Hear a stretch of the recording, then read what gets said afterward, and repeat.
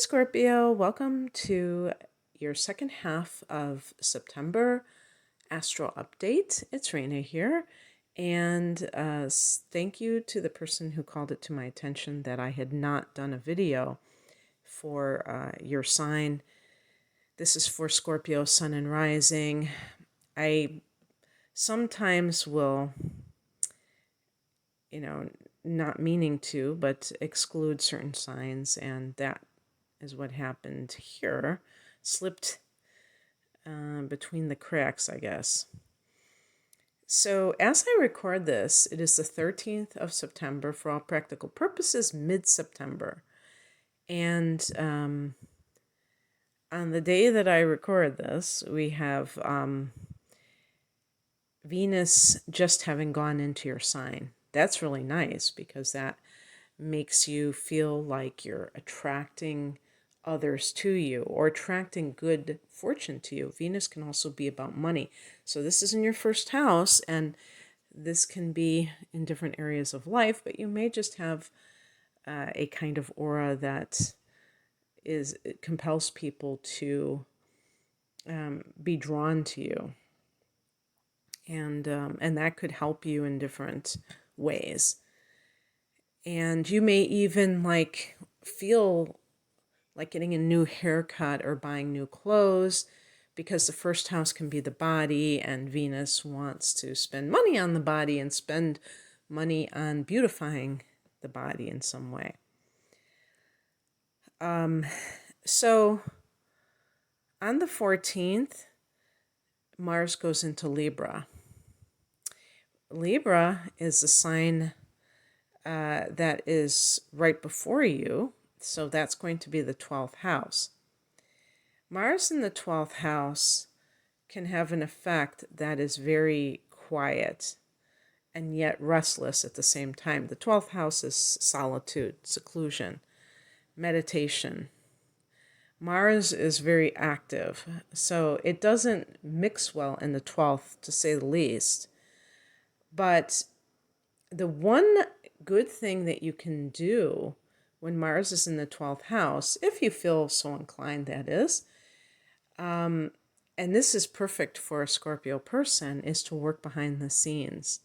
I think Scorpios would rather do their preparation in private. And so if there's something that you are working on that you want to launch at some point, rather than being public about it, you can kind of do your own thing.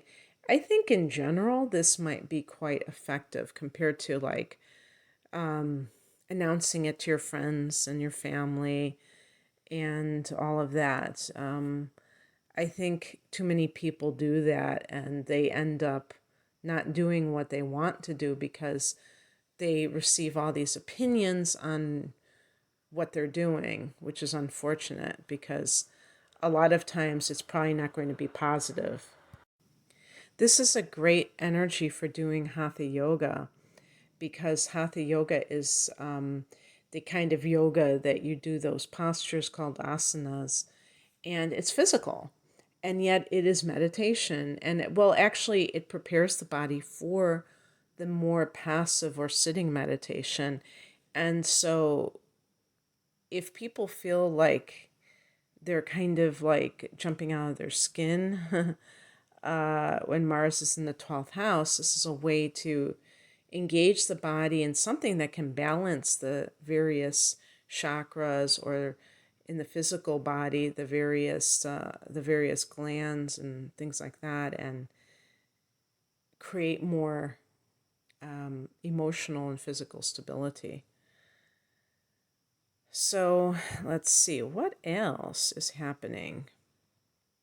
The sun goes into the 12th on the 22nd of the month, and this, of course, is the equinox period, and it's a powerful period because we're changing the seasons. And even if you live in an area where there aren't distinctive seasons like there is where I live, which I'm grateful for, you can still feel the shift. And I I'm thinking about all the places in the world. I think there still are somewhat of a season, even if it's all warm. It just might be different levels of warmth. I don't know. But, just this idea of when the sun goes into a cardinal sign, and Libra is, in this case, the cardinal sign. The cardinal signs are very action oriented. So even in our collective, we can see that events in the outer world may start to speed up. So if there was that sense of being in suspension and not much really happening on the surface of life, we might see that things start to kind of rock and roll. But at that very time, you have this hibernation period because this is the month before your your debut again, when you have your solar return. Or if you're listening for your rising sign, when the sun crosses over that first house. So you have to know what the degree of your rising sign is. Let's say your rising sign is 14 degrees of Scorpio.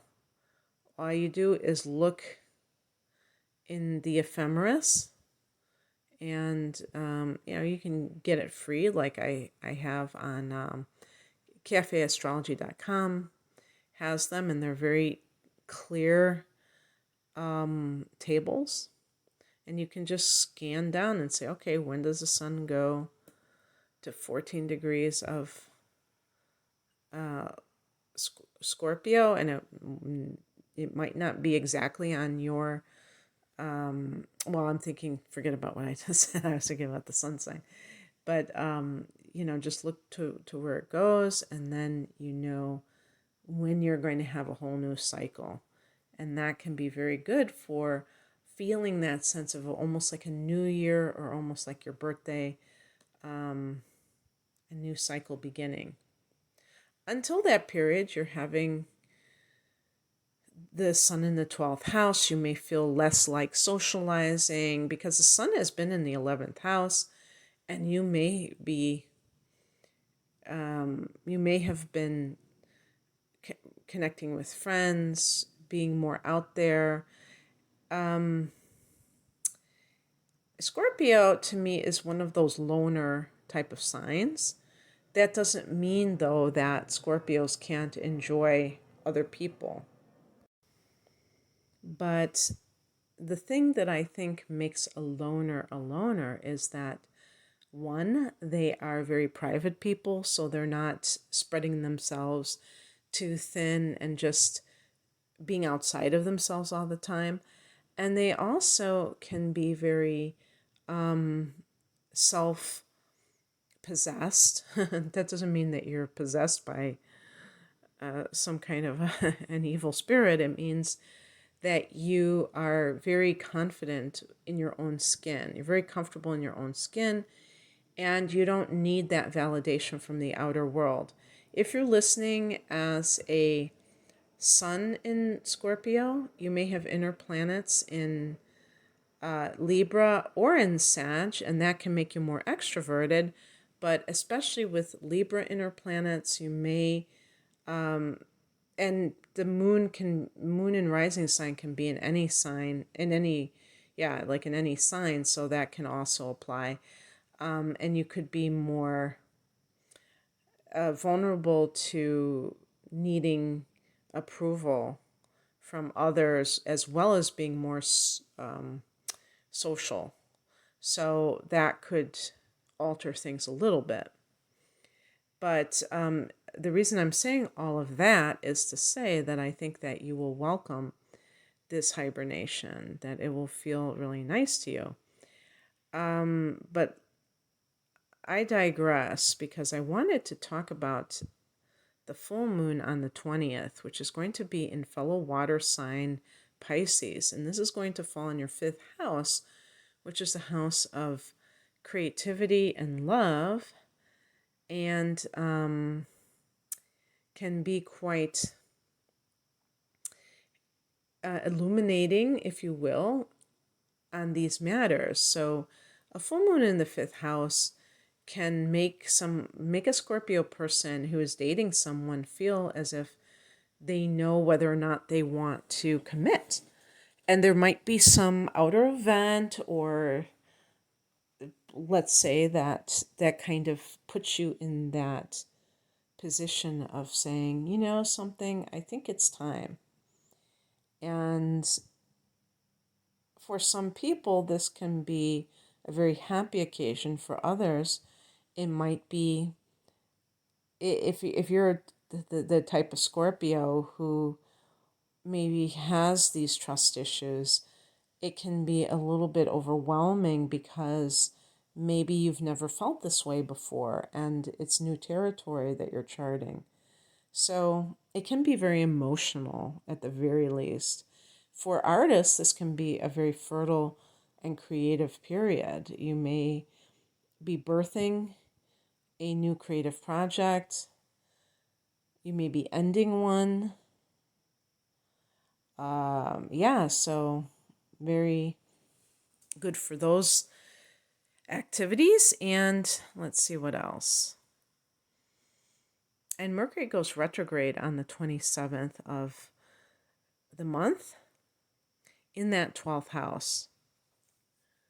So if you feel like, getting past life regression, that might be why.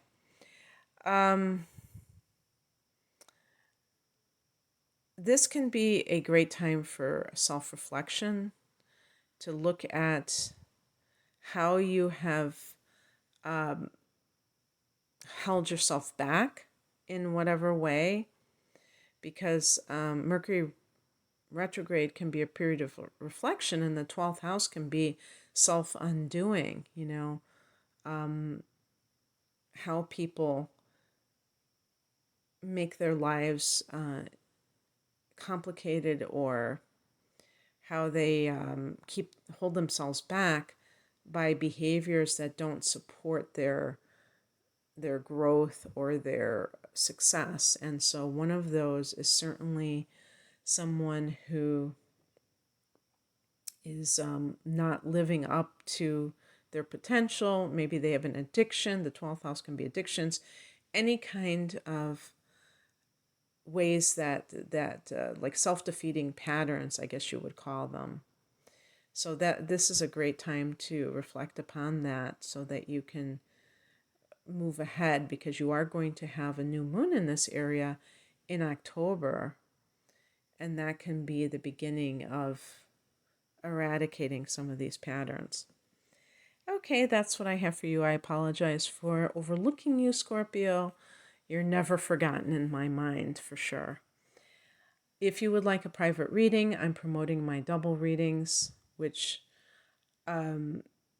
give a discount on the price, but also provide much more extensive information on chart analysis and the transits that are coming up in the next 12 months. And especially given that this is around your solar return, that might be something that you're interested in looking at. The information is at the link below. Thanks for listening. Take care. Bye.